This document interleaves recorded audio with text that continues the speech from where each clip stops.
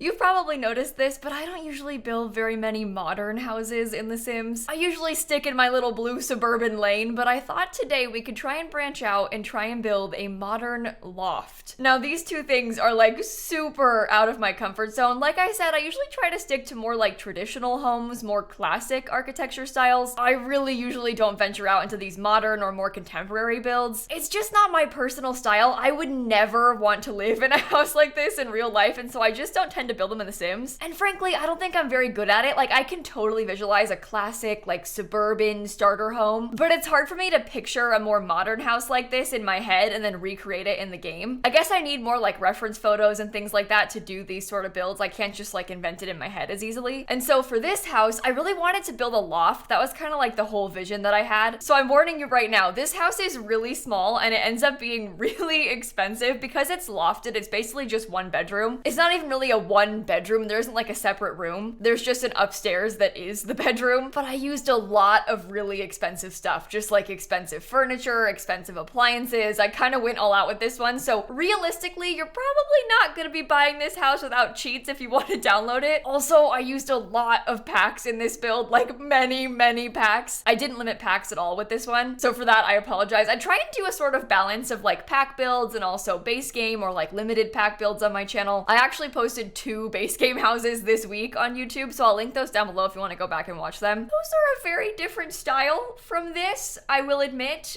They're more blue suburban-y than like black and white modern lofty. I am very limited in my modern build scope. Whenever I do modern builds, usually they're like more of a mid-century modern kind of vibe. I'm pretty sure that like every base game modern house I've ever built is like the same shape, just the same like mid-century modern kind of shape in Oasis Springs. I really need to work on that. It's so hard for me. I just don't like it. I think that's the main problem. I just don't really want to build houses like that, so I don't, and then when I do, I think they're bad, so I don't know. It's not my thing. But I am kind of proud of this one, I will say, especially the backyard. I think the whole yard space on this house turned out really nice. Now, as we're starting the build though, you might be thinking a couple things are weird about it. For example, I'm building the house backwards on the lot. Don't worry, I am well aware that it's backwards. I did it on purpose. Sometimes on lots like this where the lighting is kind of bad, I'll like flip the house and build it backwards just for the beginning, and then I'll flip it back around once I'm done like doing the main shape. It's just kind of hard for me to like see the colors and see how it really looks when the lighting is so bad. And on this lot, the lighting is really bad at pretty much all times of the day, but the back of the house is pretty decent. And so I built the front facing the back just so I could see with better lighting. Again, very weird, very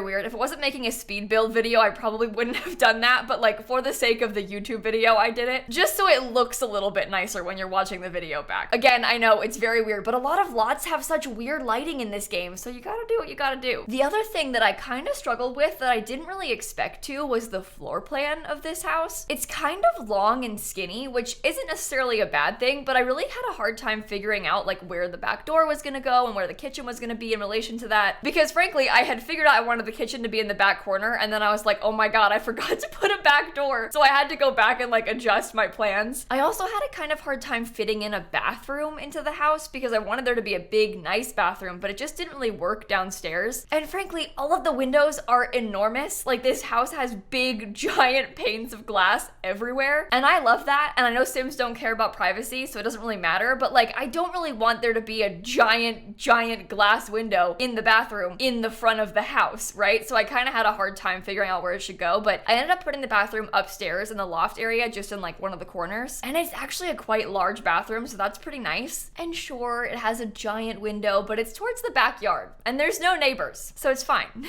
I mean, I guess this house is like in an active shipping yard, but it's The Sims and it's not really active, and also Sims don't care because they can't see through windows. So again, doesn't matter. We're only doing this to make ourselves feel better at the end of the day. I think this house just generally seems really out of place in this area. Like when I put it down on this lot, I kind of was like, oh, it'd be cool. It's gonna be this interesting lot. I never built here. And then once I actually made the house, it really doesn't fit in. With the grass and everything too, it just makes no sense here at all. I actually streamed this live on Twitch, and so me and my whole chat were kind of joking about how it makes no sense. It doesn't fit here. But also, I don't know if you all remember this, but this lot was broken for a while. I actually cannot express to you enough how broken this lot was. But for a while, if you loaded into this particular lot from build mode, it would have a massive gaping void below it. This is a 30 by 20 lot in the industrial area of Eco Lifestyles World, just to kind of give you some context of where it is. And they fixed it, but this area, this neighborhood, it still has like some issues with some weird clipping and stuff. Like off in the distance, you can kind of see some like gaps in the floor where there's like basically just blue underneath. But when they had the bug happening, you would load in and literally everything surrounding the lot was just like a big giant blue hole. There was just holes in the world everywhere. Or I guess the whole world was just one big giant hole. It was a visual glitch, so you would load it and just only see blue instead of the regular environment. But it was so bad. It was so annoying. You couldn't build here. There was just no point in playing on this lot because it looked so horrible. This was like last year, so thankfully it's fixed now, but let me know if you remember that because that was a weird one. This is kind of a weird lot, so it's possible that you never even noticed that it was happening, but I certainly did. Okay, speaking of just emptiness in the world, I actually have a kind of funny story for you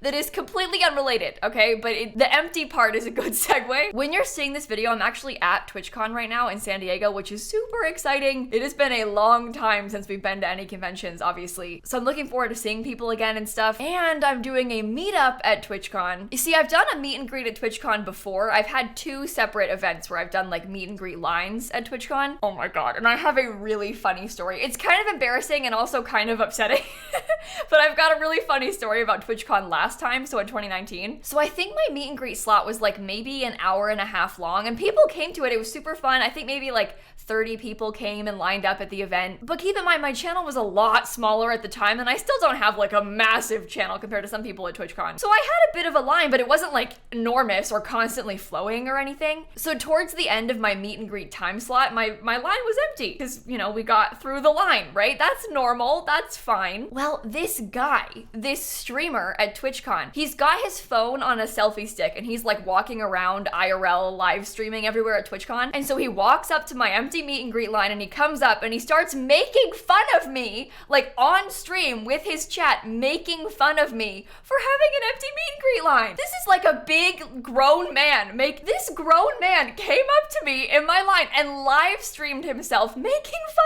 of me to my face. And he had like his phone up, obviously, because he was streaming it, and he had his chat on the screen, so I could see his chat like laughing at me as well. It was so weird. I don't think it like necessarily hurt my feelings because I don't really, like, I knew the situation and I didn't really care, but it's just the audacity to like live stream yourself making fun of me to my face in person, and also like in front of all these people that are watching you. Oh my god, it was so I don't like thinking about it. It's kind of funny looking back on it, but like what a weird situation to be in. So in honor of TwitchCon happening this weekend, I thought you might enjoy that little tidbit. Conventions are so weird because usually people are really nice. Like my experience at TwitchCon especially has been very friendly. People are usually really excited and like, oh my god, what do you stream? No way, you play The Sims. And they'll be like, I didn't know people played The Sims on Twitch. And I'll be like, yeah, we do.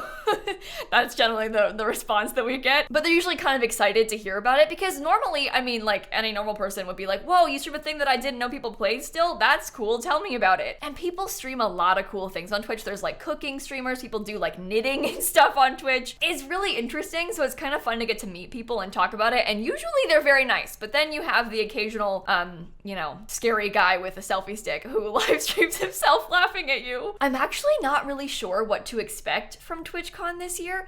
I don't mean to be dramatic, but like my channel has grown a fair amount, like since the last convention that I went to. I think that I literally have like over 1 million more subscribers since the last convention happened. So I really don't know what to expect from like the meetup and stuff, so I'll come back and let you know how it goes. I'm really excited about it, but I also feel like maybe a little bit unprepared. I've got stickers that I'm gonna bring, so hopefully they'll like that. I don't know. It's just been so long since I've done something like this too. So I don't know, I'm a little bit nervous about it, but I guess when you see this video, it will have already happened.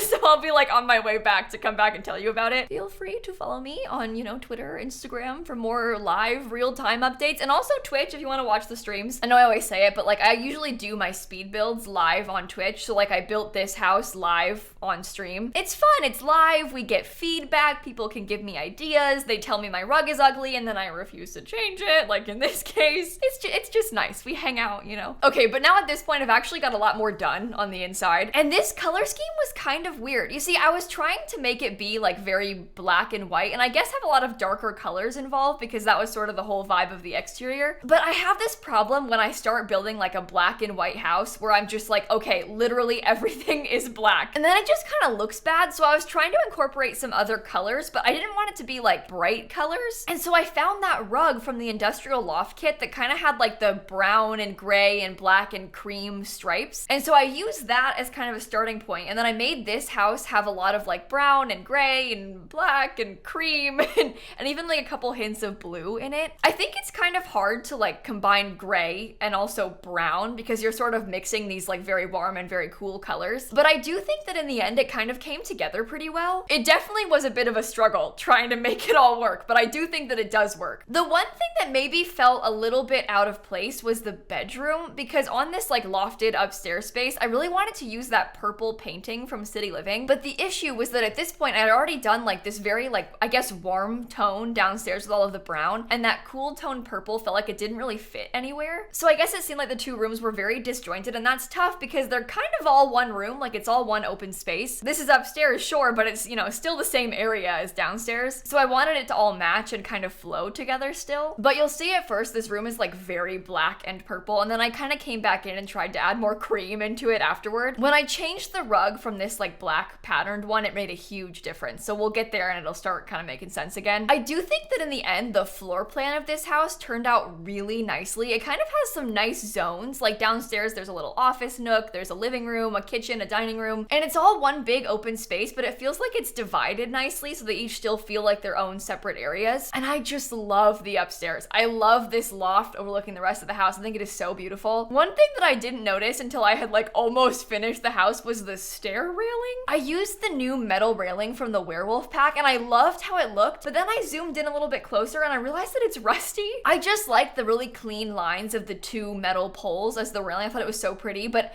I didn't really intend for it to be rusty looking. That wasn't really the vibe that I was going for. And it doesn't have a plain, like not rusty swatch for some reason. It's weird because they usually do. Like when they make sort of distressed things, they'll usually give a distressed swatch and then at least a plain black, right? Like I get not having a plain version of every swatch, but like the plain black and white, I mean, come on. In my opinion, literally every item in this game needs to have a plain black and a plain white swatch. Like everything, even like plant pots, picture frames, kitchen counter, everything needs to have a plain black and a plain white swatch. It just makes it so much easier to use items when you have at least one like really easy, clean, neutral swatch. Because to an extent, the white or black swatch will fit in pretty much any house. Obviously, it's nice to have like some colors and some wood tones and things like that too, but everything needs a plain white and black, right? Oh, you know what? Speaking of plain black, I actually used black appliances in this house. I usually kind of shy away from changing the color of the kitchen appliances. Like I often just pick the plain white or the plain silver and just kind of keep it at that. I don't usually go for a color or even make them black, but in this house, I used the black oven and black fridge,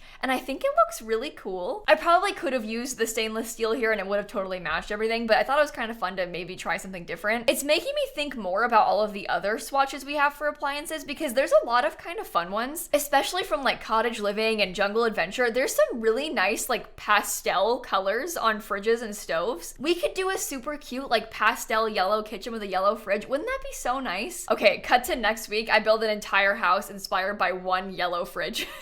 I'm gonna write that down actually, wait. Yellow fridge house. Okay, it's in the schedule. I'll make it work. We're kind of getting close to the end of this build now. I'm just putting in some finishing touches and also finally picking wallpaper because as we know, I always wait until the very last minute to do that. I'm so weird about wallpaper. I feel like we never have the wallpaper that I'm envisioning in my head. And so I kind of just wait until the very end and then leave the worrying about it until then because I find it very difficult to choose most of the time. But you know, maybe if I picked a little bit sooner, I would have less of a hard time. Like maybe if I picked faster, I wouldn't struggle so much. Either way, I don't. So I did it last on this house. And I do think that towards the end, it really came together in here. It made everything kind of match again. Even when I added in the curtains, I did a couple weird things. Like the curtains by default, I used the cream swatch that had like more of a wood toned curtain rod. And then I layered a black curtain rod on top to make it look like it was taller and also like two-toned. And I think it looks really cool. You know what? Those curtains from the new desert kit are so good. They're modular. You can use them everywhere. everywhere. They have so many good swatches. Like, I cannot recommend that kit enough. And if you didn't know, the Desert Oasis kit is free right now. This is not a joke. There is no catch. If you have the Sims 4 base game, you can get that kit for free. This like sale is only on for a couple more weeks, so make sure you do it right now if you haven't done it yet. Literally open up Origin, go to your PlayStation, do it right now as you're watching this video so you don't forget. You can basically buy the kit for free. It's like on sale for 100% off, so go grab it. They're doing that because they're making the base game free in a couple weeks. The base game is just gonna be free to play from now on after October 18th. So they're giving out this kit as like a gift to anybody who already owns The Sims 4 before the base game goes free. I made an entire video about that, so I can link that down below for you, but seriously, go grab the kit while you can. And with that, my friends, the house is pretty much done. I'm just like going around putting on some last minute decor, final touches everywhere. And now that the speed build is over, I kind of want to pop into the game and show you a tour. It's always kind of hard to actually see what's going on when I'm speeding around and turning the camera so much, so I can show you in game to get a better idea of what it looks like. So I built this lot in Evergreen Harbor on this lot right here in the middle of that industrial area, the one that used to be broken, if you'll recall. Okay, of course now I load in and it's not happening, but sometimes there's like blue holes in some areas around the map. But this, my friends, is the finished home. I can't find a good lighting. It just looks bad. The colors are bad. You can see a little bit better from the back what the colors look like, but I tried to use some like stone and this like cool wavy stucco on the outside. It's very like, again, cream and black, much like the inside. We have this really cool debug path. These are like debug stones sized up and lined up to like get you from the front to the backyard. And in the back, we've got a super nice outdoor kitchen with a bar, and we also have this really nice lounge area and huge pool. This would be great for throwing parties in The Sims. There's like so much to do outside. We also have like a little mini fire pit thing on the balcony. It's not actually a fire pit. This is a coffee table, but it looks like a fire pit when you're in game. There's like flames that come out from right here. And then on the inside, this is the finished downstairs floor plan. When you first walk in, we have this kind of cool like asymmetrical TV stand. I was kind of like mirroring this coffee table, but also we had these windows here and I didn't want to block them. So I moved the TV off to the side. We've got a little entry space with a mirror and some shoes. We also have this huge kitchen with a giant island and of course some dog bowls. This is the dining room. I love how this looks. I love these chairs with this painting. I think this is super cool. And we have kind of a reading nook under the stairs and also this little office nook by the front. And then upstairs, we have that lofted bedroom I was talking about. We have this cool like custom headboard of cabinets in front of the bed. And I tried to use a lot of purple up here because I wanted to use this purple painting, so I was trying to match it a little. I think this bed matches it so well, so I was pretty happy with that. They've got a balcony off the bedroom, and then they also have this huge bathroom right here, which I think turned out pretty nice as well. This is what I was talking about with the bathtub in front of the giant window. Like, that is one of the biggest windows in the entire house, and of course it's in the bathroom. But again, it's The Sims, so, you know, who cares, right? It's fine. But that is the entire house. Of course, it is on my gallery if you want to download it. In the end, the gallery photo is ugly. It used 1 million packs, and it's kind of expensive. I know I get a lot of complaints about packs, but I did do 2 base game builds this week. I swear I try and like balance it. I really do. I mean, the lot right before it on my gallery was a base game house. I'm really trying. But my friends, on that note, I'm going to end this video right here. Thank you so much for watching. Feel free to subscribe if you want to see more Sims builds like this, and I'll catch you all tomorrow, okay? Bye, everybody. Do you want to hear something embarrassing? I moved into this house an entire week ago, and I haven't put anything back in my desk drawers yet. Everything in my desk drawers is still in those little cubbies behind me in my shelves. I haven't put any of it back in the correct drawers. I've just got like piles of pens back there.